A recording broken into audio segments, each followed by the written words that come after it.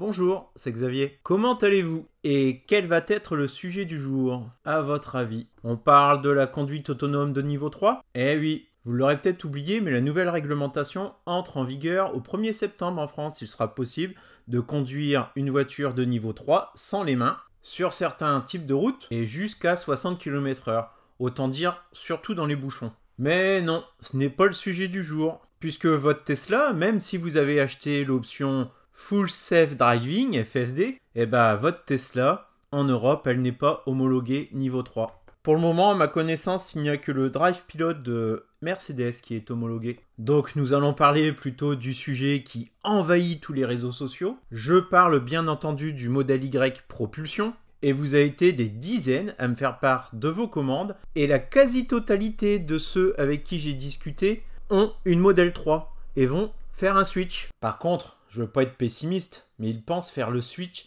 sans quasiment dépenser un seul euro. Alors, pour celui qui a une modèle 3 LR ou perf et qui compte passer sur un Y propulsion, là, pas de souci. Financièrement, ça devrait le faire, et si la LR n'a pas trop de kilomètres, il devrait même repartir avec un petit billet en poche. Enfin, tout dépend des options qu'ils ont ajoutées sur le modèle Y propulsion. J'en connais qui font ça. Ce sont souvent des personnes pour qui le haillon est manquant. Pour la plupart, la LR, c'était aussi être rassuré. C'était le choix de l'entrée dans l'électrique. Donc on achète souvent un véhicule avec le plus d'autonomie possible lorsqu'on n'a pas d'électrique avant.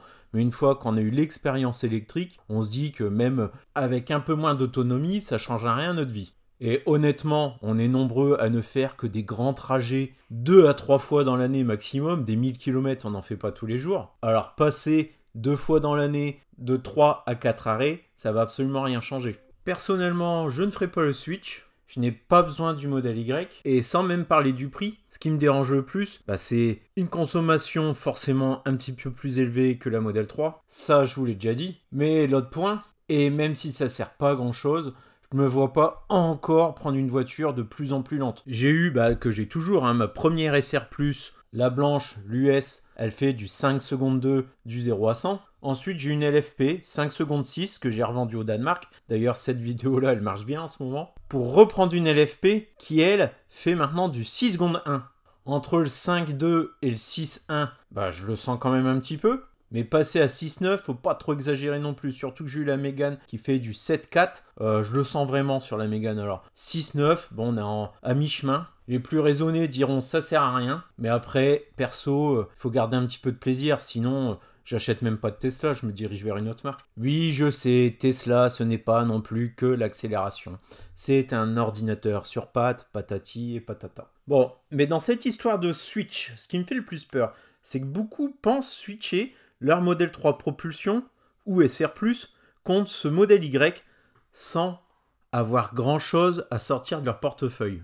Bon, honnêtement, sur le papier, c'est faisable, puisque lorsqu'on se rend sur le configurateur Tesla, on regarde la modèle 3 propulsion, blanche sans option, le moins cher possible, elle est quand même encore à 51 490 €, bonus déduit. Il y a de ça encore quelques semaines, ce type de véhicule qui a 6 mois avec 6000 km, un acheteur étranger, vous la reprenez facilement 48, 49 000 €, voire même 50 000 € pour les plus chanceux, et même sans passer par les sites du type EVRI Marketing ou bien même d'aller au Danemark comme je l'ai fait. Sur le Bon Coin, elle partait aussi à ce prix-là parce que la plupart des personnes ne souhaitent pas attendre une année pour être livrées d'un véhicule. Donc, comme le modèle Y propulsion en blanc et sans option, il est à 47 990 € une fois qu'on déduit le bonus, ça rentre, il n'y a pas besoin, normalement. Ces personnes-là se sont dit, je ne vais même pas ajouter un centime pour me payer le modèle Y propulsion. Sauf que, le petit souci dans l'équation, c'est que vous êtes des milliers à vous dire ça. Et personnellement, je pense que ça va vous poser un gros souci, parce qu'au moment où vous allez avoir votre VIN d'attribué, il va falloir la revendre, votre modèle 3, et vous allez essayer de la revendre en même temps que plein d'autres personnes. Et là, lorsqu'il y a beaucoup d'offres, les prix baissent. J'ai recontacté la personne qui m'a servi d'intermédiaire pour vendre mon véhicule au Danemark. De leur côté, la stratégie, là, c'est un petit peu on met en pause parce que des mails avec des demandes de reprise, ils en ont toutes les heures. Contrairement à EVRU Marketing, eux, ils vendent directement la voiture. Ce n'est pas un intermédiaire. Donc, ils ne peuvent pas non plus en acheter 50 000 par mois. Et là, on ne sait pas trop ce qui va se passer. Est-ce que le prix de la Model 3 va chuter et se réajuster au même niveau, ou normalement un peu moins que celui de la Model Y, ou bien c'est le Model Y qui va augmenter de tarif et repasser au-dessus de celui de la Model 3 propulsion. Donc forcément, dans cette incertitude, ils ne peuvent pas s'amuser à racheter les Model 3 au même tarif qu'ils proposaient il y a de ça 1 à 2 semaines. Surtout que des personnes qui toquent à la porte, il y en a des milliers. Donc ne pensez pas pouvoir revendre votre véhicule tel que vous l'avez revendu il y a quelques semaines. Sur Le Bon Coin, on voit aussi une multiplication des annonces. Et même sur le site de Tesla, au moment où je tourne cette vidéo, il y en a 32 véhicules d'occasion. Il n'y en a jamais eu autant. D'ailleurs, ce sont des annonces presque... c'est étrange, incompréhensible. Hein. Les Model 3, elles sont plus chères que si vous les commandez en neuf. Là, devant mes yeux, j'ai une 2021 Model 3, grise, 56 900 € d'occasion. Donc, bon, étrange. Il y a une période, là, une courte période, où Tesla reprenait à prix d'or ses véhicules. J'ai un abonné, il a même ramené son véhicule, reparti avec un neuf, plus un chèque de presque 10 000 €. Enfin, à quel moment vous avez vu ça dans votre vie où vous ramenez un véhicule d'occasion, vous repartez avec le neuf et un chèque. Enfin, quand je dis un chèque, c'est une image. Hein. En réalité, il a reçu un virement. Nikola Tesla, lui, on lui a même fait une proposition de reprise sans qu'il ait besoin d'en racheter une derrière.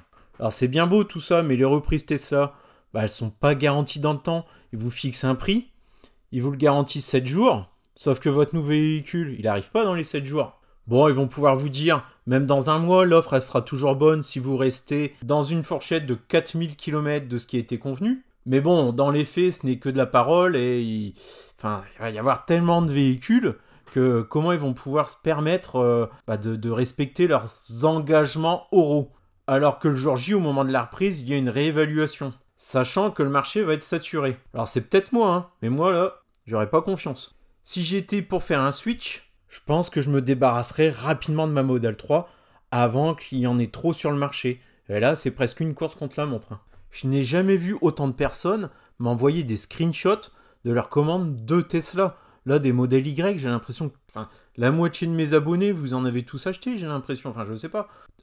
Tout le monde avec qui j'ai un échange me dit, elle est commandée. C'est affolant, même lorsqu'ils ont baissé le prix de la Model 3, là, qu'elle est passée en éligibilité du bonus écologique, j'ai l'impression qu'il y a eu moins de commandes que là. On m'en parle bien plus de la Model Y propulsion qu'à l'époque lorsque la Model 3 elle a baissé de tarif. Puis la stratégie de Tesla, honnêtement, je comprends pas hein, comment ils peuvent vendre une SR Plus d'occasion de 2021 plus cher qu'un Model Y neuf. Ça, c'est du jamais vu non plus. Hein.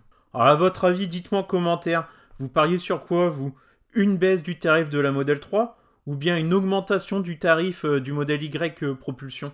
J'ai quand même du mal à croire que le modèle 3 va baisser rapidement. Alors oui, monsieur Elon a dit qu'il y aurait une baisse de prix si les conditions s'améliorent. Mais tous ceux là qui ont commandé des modèles 3 au prix maximal, là, pas lorsqu'il était à 40 et des 1000 €, hein, mais qui l'ont commandé à plus de 50 000 €, mais ils n'ont toujours pas été livrés de leur modèle 3.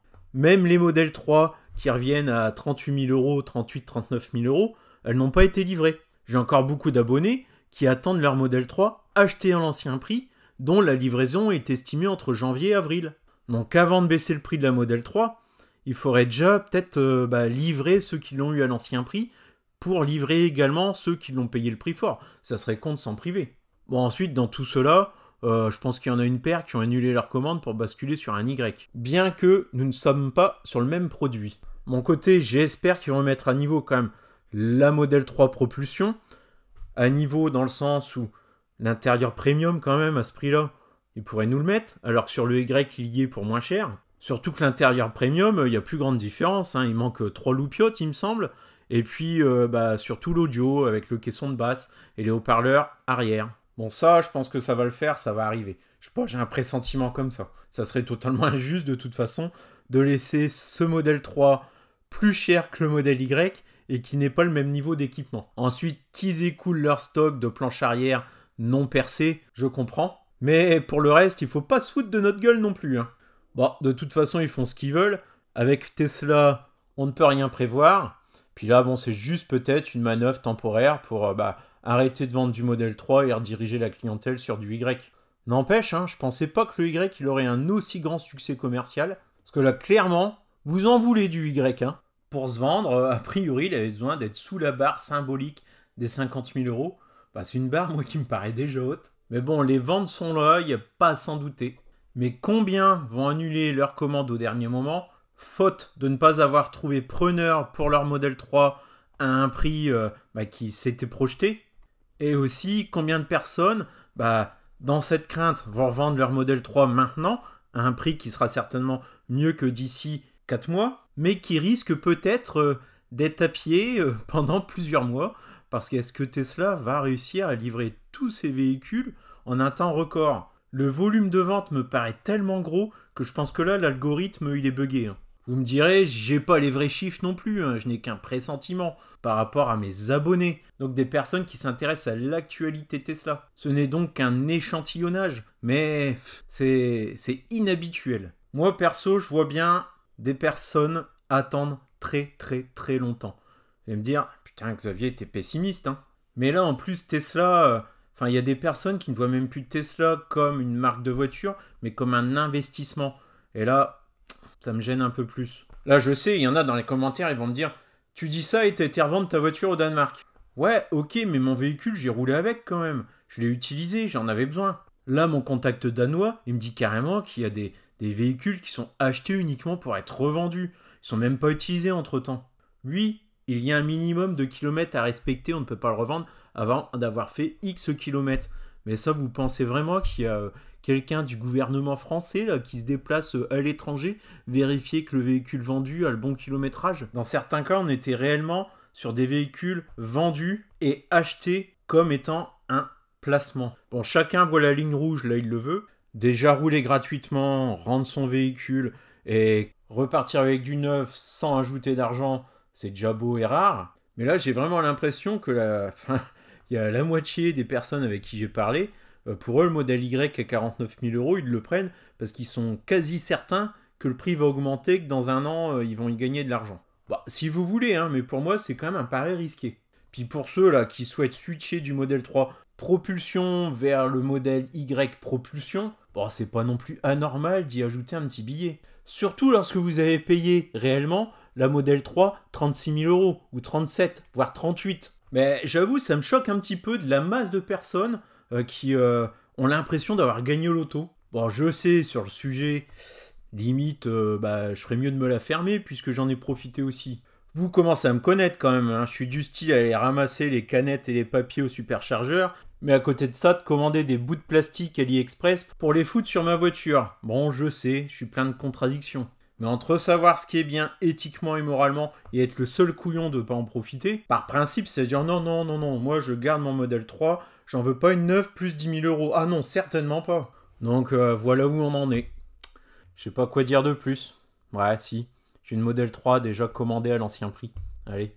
Donc forcément, une modèle 3 à 38 000 euros, je vais pas aller m'embêter avec un modèle Y. Mais bon, je vais pas pleurer parce que vous me faites baisser la cote de la modèle 3 à cause du modèle Y. Normalement, je devrais réussir à revendre mon modèle 3 au moins au prix que je l'ai payé, c'est-à-dire 38 000 euros. Vous allez quand même pas me faire descendre la cote plus bas que ça, hein. Ouais. Voilà, la vie est pleine de contradictions. C'est bon, je me suis confessé. Maintenant, je peux profiter. Allez, ciao, à bientôt.